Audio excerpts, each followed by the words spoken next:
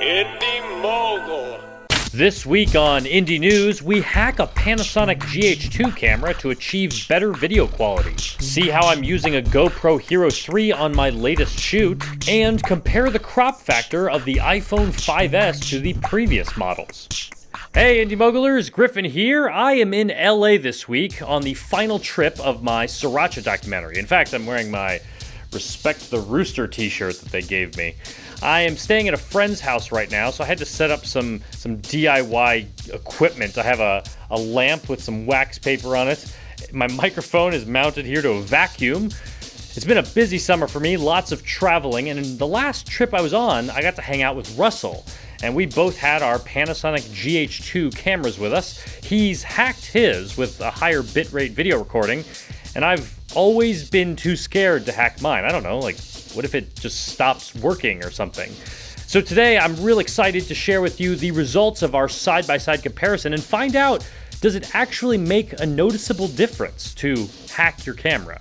This past year at South by Southwest, a film called Upstream Color took the #1 spot on my top 10 list. Reading articles about the film, I came to find out it was shot with the Panasonic GH2, which was the deciding factor in me selling my T3i and getting a GH2 for myself. But in a few of those articles I read, they referred to the movie as being shot with a hacked GH2.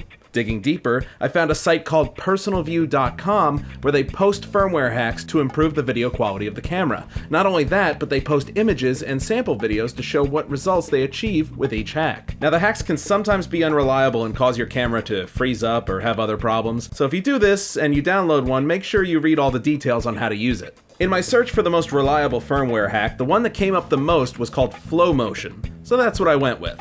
To find out how to add hacked firmware to your camera, I've made a brief instructional video that will be posted at the end of this episode. Flow Motion increases the bitrate that the video records to the memory card at by about 4 times. The unhacked GH2 records at 24 megabits per second and can record about an hour 45 to a 16 gigabyte card. My hacked Flow Motion GH2 records at 100 megabits per second and only records about 22 minutes to that same 16 gigabyte card. So there's definitely a trade-off, and you have to decide if you think it's worth it for your project. For comparison's sake, Griffin and I shot a few videos with his unhacked GH2 and my hacked one in Las Vegas a few weeks ago. At first glance, you might not notice much difference, but if we zoom in on the picture, you'll notice that the artifacting on Griffin's camera is worse than on mine. But in a simple shot like this, it's not so noticeable. On something like this waterfall shot, however, the bad artifacting becomes more apparent up close. While most people might not see a huge difference, it does, subtly, help improve the overall image's quality. Each hack is different, and you'll want to find one that you think is the best. If you're good at understanding the technical side of all this, I'm good enough to just barely understand what's going on when I read these forums. Check out personalview.com and you can dig deeper and find a hack that is right for you. Let us know in the comments if you have a GH2 and have hacked it yourself, what you used, and if it made a big difference in your eyes. And if you haven't hacked yours yet and you want to, don't forget to check out my instructional video at the end of this episode. Back to you, Griffin. I'm glad we finally did that, Russell. It's hard to understand how higher bitrate recording affects image quality until you finally see a side-by-side test. One reason I've never hacked my Panasonic GH2 is because I've been happy with the image quality and the camera already has a lot of the features that I need as a filmmaker. But I completely understand why many Canon users opt for the Magic Lantern firmware, especially on the Canon T3i. It gives you higher bitrate recording, but it also gives you on-screen audio levels and zebra stripes, and it gets rid of that pesky 12-minute recording limit. So I can definitely understand why people would hack those cameras.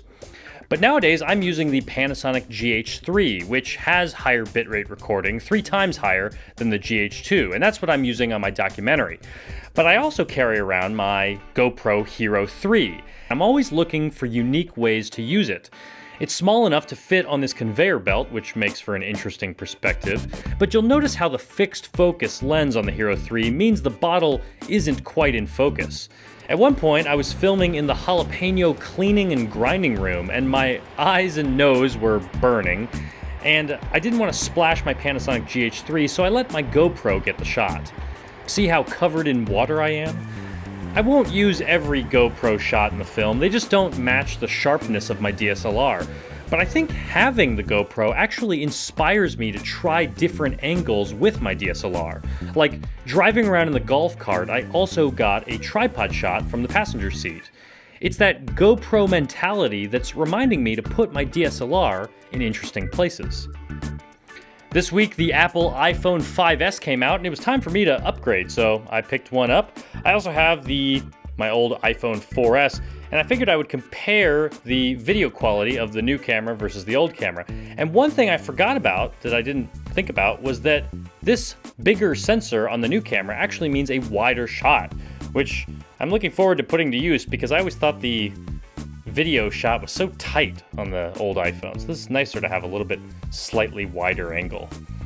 Also, this new sensor and slightly wider lens on the iPhone 5S should let in more light, but as you can see, it looks a little bit darker. I guess that's just how it's deciding to expose the image.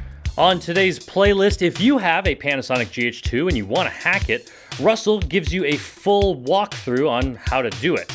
Also, a couple of my favorite Daves from YouTube, Dave Dugdale and Dave Knop, collaborated on a recent shoot, and they take us through what's in their camera bags. I'm a little bit jealous because one of them has the Blackmagic Pocket Cinema camera, which mine is still backordered. I don't know what's up with that. If you missed it, last Friday I showed the first trailer for my Sriracha documentary, and I show you what a J-cut is, so check that out. And this Friday we're going to check in with Russell and see what's going on with his short film. Thanks for watching, everyone.